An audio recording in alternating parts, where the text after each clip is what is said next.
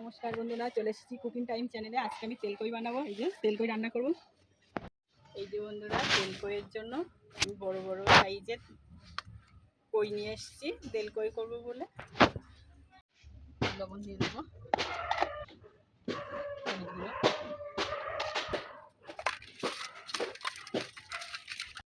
সর্ষের তেল দিয়ে দেবো কই মাছ ভাজার জন্য। তেলটা গরম হতে হতে মশলাটা করে নেব।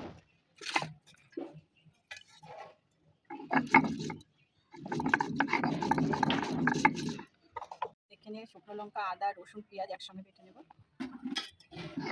তেল গরম হয়ে গেছে, মাছ দিয়ে দেবো।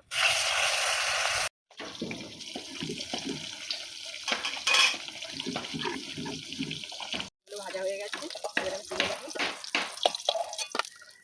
ভেজে নেবো। এই যে বন্ধুরা, সব মাছগুলো ভেজে নিয়েছি। মাছের তেলে আমি একটু তেল দিয়ে দেবো। তেলকই করবো তো একটু বেশি করে তেল দেবো।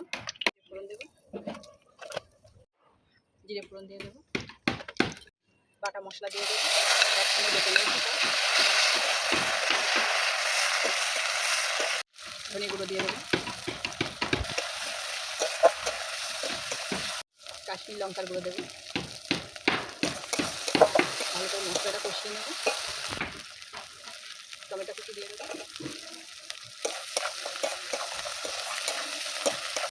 লবণ দিয়ে দেবো, হলুদ দিয়ে দেবো।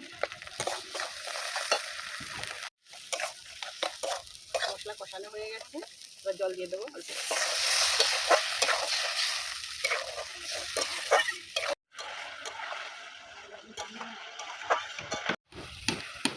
এই যে বন্ধুরা, মশলাতে তেল ছেড়ে দিয়েছে, এবার আমি কই মাছটা দিয়ে দেবো। খেতে কিন্তু দারুণ লাগে বন্ধুরা কই তেল। কাঁচা লঙ্কা দিয়ে দেবো। দেখুন বন্ধুরা, কত সুন্দর তেলকইয়ের কালারটা এসছে। গরম ভাতে দারুণ লাগবে খেতে। হয়ে এই যে বন্ধুরা, আমার তেলকইটা হয়ে গেছে, ঢেলে নেব। দেখুন বন্ধুরা, তেল কেমন ছেড়ে দিয়েছে।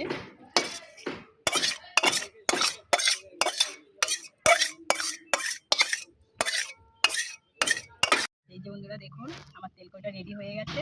দেখতে কিন্তু অসাধারণ হয়েছে। এটা দেখবো খেয়ে কেমন হয়েছে আমার তেলকইটা রান্না।